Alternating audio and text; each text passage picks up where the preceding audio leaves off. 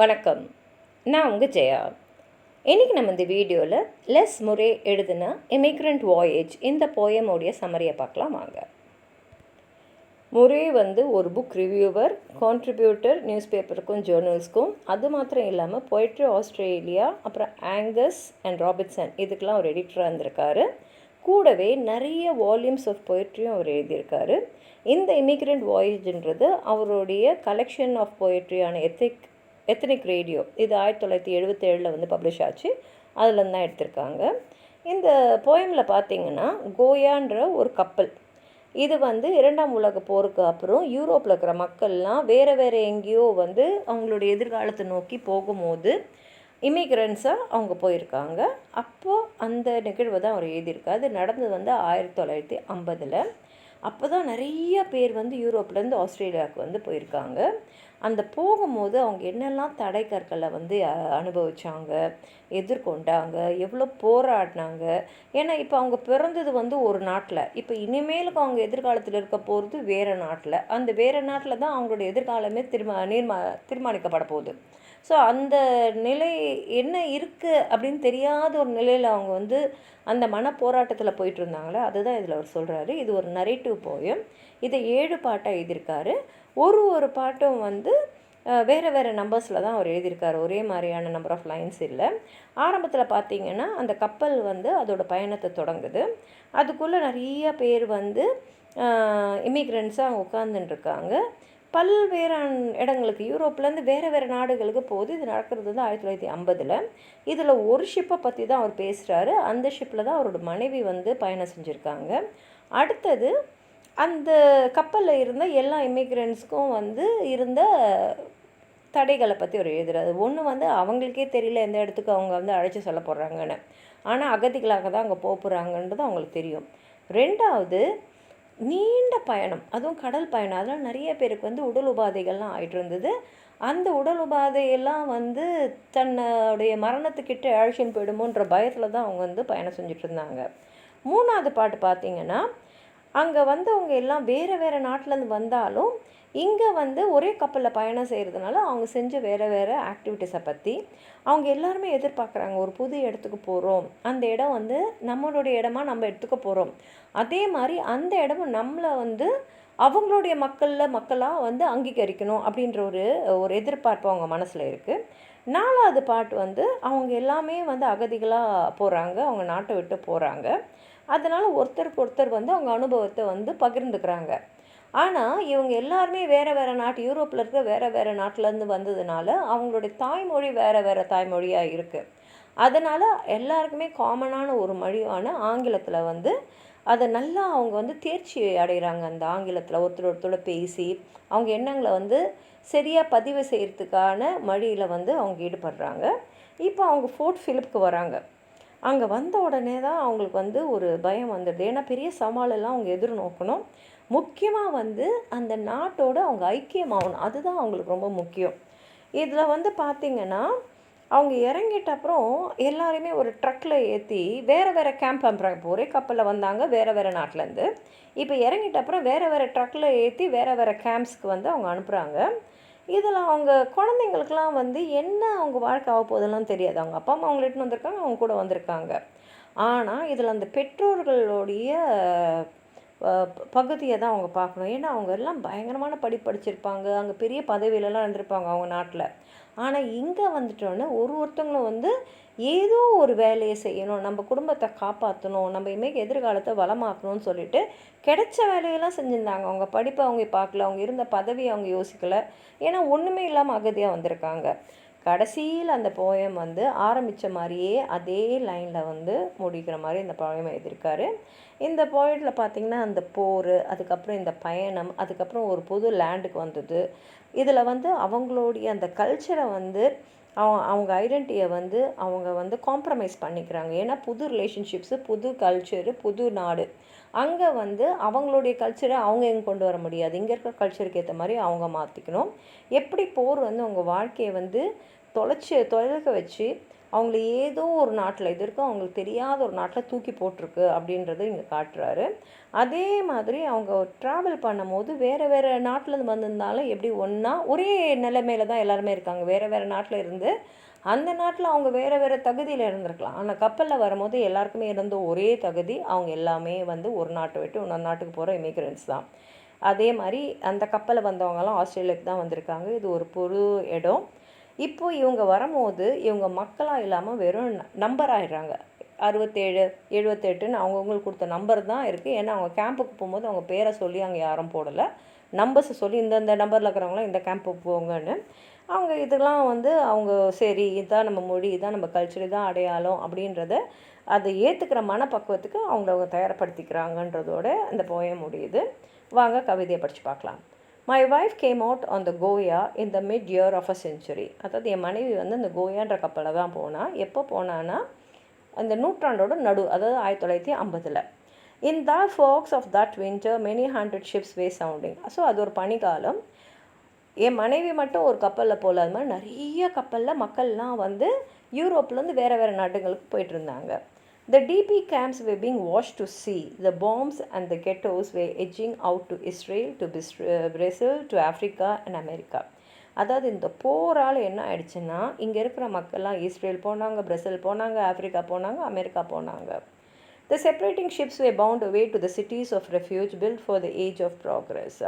So இந்த கப்பல்லாம் என்னென்னா வேறு வேறு நாடுகளுக்கு எடுத்துன்னு போய் இவங்கள வந்து அங்கே விட போகிறாங்க. அங்கே தான் அவங்க வந்து போய் இறங்கி முன்னேறணும். அந்த நாடை இவங்கள வச்சு தான் முன்னேறணும். Hull down and pouring light, the Titan barns, the cathedrals were bearing the old castaway. Pattern bombed out of babyhood, Hungarians become Swiss, the children heard their parents. Argentina or Australia? Less politics in Australia. Dark Germany, iron frost and the waiting many weeks. இப்போ எல்லாமே வந்து இப்போ அவங்க வேறு வேறு நாட்டிலேருந்து வந்திருக்கலாம். இப்போ ஹங்கேரியெலாம் வந்திருக்காங்க, ஆனால் அவங்க ஸ்விஸ் மாதிரி இப்போ தெரியுறாங்க, அவங்களோட பழக வேண்டியிருக்கு. அந்த மாதிரி இந்த குழந்தைங்கள்லாம் கேட்குறாங்க அவங்க அப்பா அம்மாலாம் என்ன பேசுகிறாங்கன்னு. என்ன அர்ஜென்டினா போகிறோமா, ஆஸ்திரேலியா போகிறோமா? ஆஸ்திரேலியாவிலலாம் பாலிடிக்ஸ் ரொம்ப கம்மி. இந்த மாதிரி அவங்க வந்து அவங்களுக்குள்ள கலந்து ஆலோசிக்கிறாங்க. And the waiting many weeks then a small converted warship under the moon turning south. அந்த போரால் வந்து இவங்க எல்லாம் இமிக்ரெண்ட்ஸாக அந்த நாட்டை விட்டு வெளியில் போகிறாங்களே, இவங்க வந்து தெற்கு நோக்கி போகிறாங்க. Way beyond the first star and beyond Cape Finisterre, the fishes and the birds did eat of the heave offerings. Heave offerings நம்ம சாப்பிட்ட அப்புறம் அந்த பறவைகளுக்கெலாம் நம்ம வந்து அந்த சாதம் வச்சுட்டு சாப்பிடுவோம்ல, அந்த மாதிரி இவங்க போய்கிட்டே இருக்கும்போது அந்த வழியில் அந்த மீனுங்களுக்கெலாம் சாப்பாடு போடுறாங்க, அங்கே கடலில் சுற்றுற பறவைகளுக்கெலாம் சாப்பாடு கொடுக்குறாங்க. அப்படியே அந்த கேப் ஃபினிஸ்ட்ரியெல்லாம் தாண்டி போயிட்டுருக்காங்க. The Goya was a barracks, mess queue, spotlight starboard crossing the Middle Sea. இவங்க போன கப்பல் வந்து மிடில் சீயை தாண்டி போகுது. In the haunted blue light that burnt night long in the sleeping decks, the tired bunks were restless with coughing demons territory. யாராலையும் நிம்மதியாக தூங்க முடியலன்னா நிறைய பேர் அந்த கப்பலில் இருக்காங்க. சில பேருக்கு உடம்பு சரியில்லை, சில பேர் பயத்தில் இருக்காங்க, சில பேர் அப்படியே வந்து ஒரு பாதிக்கப்பட்ட நிலையில் தான் போயிட்டுருக்காங்க. On the sea of sweat, the Red Sea, the flat heat melted, even dulled deference of the injured. Nordics and Slavonics paid salt tax day and night, being absolved of Europe. But by the gate of tears, the barrack was a village with acclamations and dancing, approaching the southern stars. Those who said Europe has fallen to the prowess, and the many who said we are going for the children. The Nova poor and the cheerful shirt sleeve proles. ஒருத்தங்க ஏன் அந்த நாட்டை விட்டு இன்னொரு நாட்டுக்கு போகிறாங்கன்றது காரணம் சொன்னாங்க. சில பேர் எங்கள் குழந்தைங்களுக்காக போகிறோன்னு சொன்னாங்க. சில பேர் இனிமேலுக்கு யூரோப்பில் வந்து எதிர்காலம் இல்லை, அதனால தான் நாங்கள் போகிறோன்னு சொல்லிட்டு இருந்தாங்க. அந்த மாதிரி ஒருத்தங்களுக்கு வந்து அந்த நாட்டை விட்டு வேறு நாட்டுக்கு போகிறதுக்கான காரணங்கள் இருந்தது, அது சொல்லிக்கிறாங்க. The children who thought no smoking signs meant men mustn't dress for dinner. Those who had hopes and those who knew that they were giving up their lives were becoming the people who would say and sometimes urge in the English-speaking years, we came out on the Goya. இப்போ எல்லார் மனசுலையும் ஒரு எதிர்பார்ப்பு மாத்திரம் இருக்குது. எதிர்காலத்தில் நாங்கள் கோயான்ற கப்பல் மூலமாக இங்கே வந்தோம், இப்போ இந்த நிலைமையில் இருக்கோம் அப்படின்னு நம்ம சொல்கிற அளவுக்கு நம்ம முன்னேறணுன்ற ஒரு ஆவலில் தான் எல்லாருமே பயணம் செஞ்சிட்ருக்காங்க. At last a low coastline, old horror of Dutch sail captains. Behind it, still unknown, sunburned farms, strange trees, family jokes and all the class of equality. இப்போ அப்படியே அவங்க வந்து ஒரு இடத்துல வந்து சேர்றாங்க. எல்லாமே அங்கே புதுசாக தான் இருக்குது. As it fell away northwards, there was one last week for songs for dreaming at the rail, for பிலாவட் மீனிங்லெஸ் வேர்ட்ஸ். இன்னும் ஒரு வாரம் தான், அதுக்கப்புறம் அவங்க போகிற இடத்துக்கு அவங்க போய் சேர்ந்துருவாங்க. Standing into Port Phillip in the salt grey summer light, the village dissolved into strange shapes holding luggage. அதுக்கப்புறம் எல்லாருமே போர்ட் ஃபிலிப்பில் இருக்காங்க. அவங்களோட லக்கேஜை தூக்கி வச்சுக்கிட்டு அங்கே உட்காந்துட்டுருக்காங்க. Now they, like the doer, Australian below them, were facing encounter with the foreign where all Australia fails. இப்போ எல்லாருமே வராங்க, ஆஸ்திரேலியாவில் இறங்கிட்டாங்க. Those who with effort, with concealment, with silence had resisted the collapsed star death, who had clawed their families from it. இப்போ இவங்க எல்லாம் வந்து இவ்வளோ நேரம் அமைதியாக எல்லா கட்டுப்பாடோடு வந்தவங்க, அவங்க குடும்பத்தோடு நம்ம எப்படியாவது எங்கேயாவது படிச்சுக்கணும்னு சொல்லிவிட்டு அந்த குடும்பத்தை அழைச்சின்னு வந்தவங்க. Those crippled by the gravity were suddenly shocking, being loaded abroad lorries. இப்போ அவங்களே வந்து கஷ்டப்பட்டு தான் இங்கே மன கஷ்டத்தோடு வந்திருக்காங்க. உடல் உபாதைகளும் இருக்குது, ஏன்னா அவ்வளோ நீண்ட பயணம். இப்போ அவங்கள எல்லாரும் தூக்கி வேறு லாரியில் தூக்கி போடுறாங்க. They say another camp. One did not come for this. இப்போ அவங்க சொல்கிறாங்க நீங்கள் இன்னொரு கேம்புக்கு போகணுன்னு. அவங்க இதுக்காக இங்கே வரல. As all the refitted ships stood oiling in the bay, spectres, furious and feeble, accompanied the trucks through Melbourne. இப்போ அவங்கவுங்கள தூக்கி போடும்போது அந்த கப்பலை வந்து தயார் பண்ணுறாங்க. இவங்கெல்லாம் வந்து ட்ரக்ஸில் ஏறி மெல்போர்னுக்கு போகிறாங்க. Resignation, understandings, the cheerful speed dispelled at length. ரெசிக்னேஷன்னா நம்மளால் ஒன்றும் செய்ய முடியாது, அவங்க சொல்கிற இடத்துக்கு போய் தான் ஆகணும் அப்படின்ற ஏற்றுக்கிற ஒரு மனநிலை. புரிஞ்சுக்கிறாங்க, ஏதோ ஒன்று நடக்கட்டும், நம்ம போகிற இடத்துல பார்த்துக்கலான்ற எண்ணத்தோடு ஏறுறாங்க. That first day rolling north across the bright savanna, not eight people but numbers. இப்போ எல்லாருமே வந்து அவங்கவுங்க போக வேண்டிய அந்த கேம்புக்கு போகிறாங்க. இப்போ அவங்க வந்து மக்கள் இல்லை, வெறும் எண்கள் தான். அவங்கள வந்து அவங்க நம்பர் சொல்லி தான் கூப்பிட்றாங்க. Population 4 bears. Bonigla, Nelson Bay, the dry land barbed wire ships from which some would never land. In these, as their parents learnt the fresh start music, physicians nailing crates, attorneys cleaning trams, the children had one last ambiguous summer holidays. இப்போ இங்கே வந்தவங்க எல்லாருமே வந்து புதுசாக எல்லாத்தையும் ஆரம்பிக்கணும். அவங்க பெரிய ஆளாக கூட இருந்திருக்கலாம் அவங்க நாட்டில், இப்போ அவங்க ஃபிசிஷியன்ஸாக இருந்திருக்கலாம். ஆனால் இங்கே வந்து கிரேட்ஸ் எல்லாம் அணி அடித்து பாட்டுறது, அட்டார்னிஸாக இருந்தவங்களாம் ட்ராம்ஸை க்ளீன் பண்ணுறது, இந்த மாதிரி எந்த வேலையாக இருந்தாலும், ரொம்ப கடைமட்ட வேலையாக இருந்தாலும் அவங்க செய்யறதுக்கு தயாராக இருந்தாங்க. குழந்தைங்களுக்கும் அதுதான் லாஸ்ட்டு சம்மர் ஹாலிடேவாக இருந்தது. ahead of them tribal testing, tribal soft drinks and learning English fast. இப்போ எல்லாருமே வந்து வேகமாக வந்து ஆங்கிலத்தை கற்றுக்க ஆரம்பிச்சுக்கிறாங்க. ஏன்னா அவங்களுக்கு தெரியும் இங்கே அவங்க வாழணுன்னா அந்த மொழி அவங்களுக்கு அந்த கம்யூனிகேஷன் மொழியாக இருக்கணும், த வேங் language. ahead of them refinements, thumbs hooked down hard under belts to repress gesticulation. ahead of them epithets, vogue, refo, como, nazi, things which can be forgotten but must first be told. And further ahead, in the years of the coffee revolution and the small goods renaissance, the early funerals, அதாவது நிறைய பேர் வந்து சீக்கிரமாக இறந்துட்டாங்கன்னு அர்த்தம். The misemployed, the unadaptable, those marked by the abyss, friends who came on the Goya in the mid-year of our century. நிறைய பேர் நிறைய எதிர்பார்ப்போடு அவங்கள தனது புது வாழ்க்கைக்கு தயார் பண்ணிக்கிறாங்க.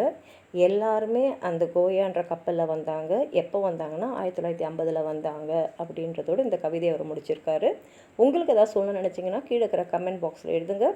இந்த வீடியோவை லைக் பண்ணுங்கள், உங்கள் ஃப்ரெண்ட்ஸோடு ஷேர் பண்ணுங்கள். சப்ஸ்கிரைப் பண்ணாதவங்களா ப்ளீஸ் சப்ஸ்கிரைப் பண்ணி சப்போர்ட் பண்ணுங்கள். நன்றி.